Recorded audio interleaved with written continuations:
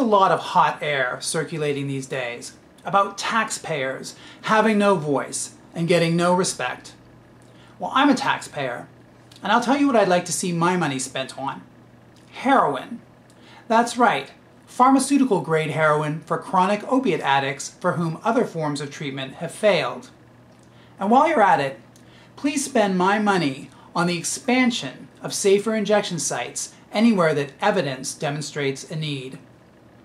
My desire puts me at odds with the government of my own country, since Canadian Prime Minister Stephen Harper has declared that we, as a government, will not use taxpayers' dollars to fund drug use.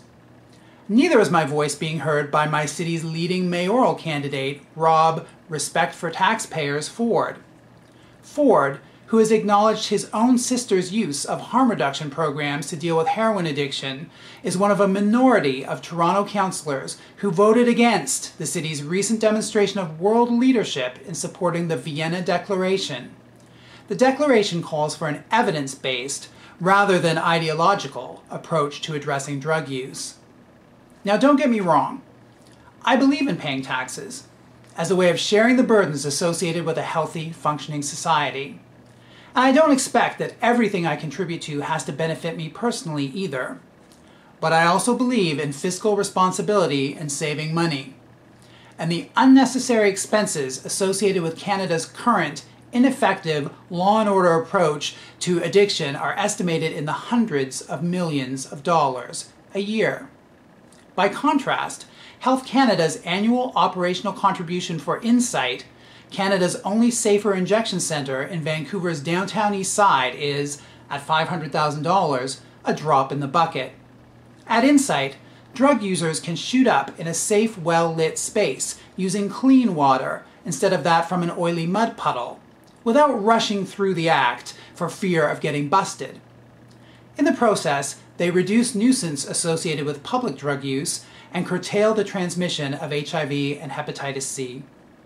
And earlier this week, the BC Centre for Excellence in HIV and AIDS released the results of a study demonstrating that when users are connected with addiction treatment services through Insight, they demonstrate a greater likelihood of actually stopping injection drug use.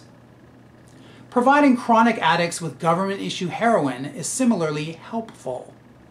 Studies here and abroad have demonstrated that people using legal dope feel better, use less drugs, break fewer laws, and get back to work. Sounds great to a taxpayer like me. A federally funded study called Salome is poised to further prove the benefits of legal heroin prescription in Canada for those who need this the most, and to develop strategies to move people from injecting altogether. And I'm happy to help foot the bill. Certain drugs absolutely can carry a significant risk of harmful addiction for some people. But particularly in the case of heroin, the most brutalizing dangers frequently spring directly from the fact that it is illegal, rather than the physical effects of the substance itself.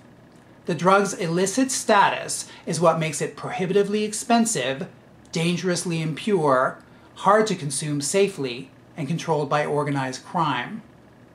And stigmatizing drug users is a cheap diversionary tactic, making it easier to ignore how so much addiction is actually self-medication to cope with the horrors of poverty, homelessness, child sexual abuse, violence against women, and other systemic ills. Maybe some of my tax dollars could be put more directly to use to combat those epidemics instead.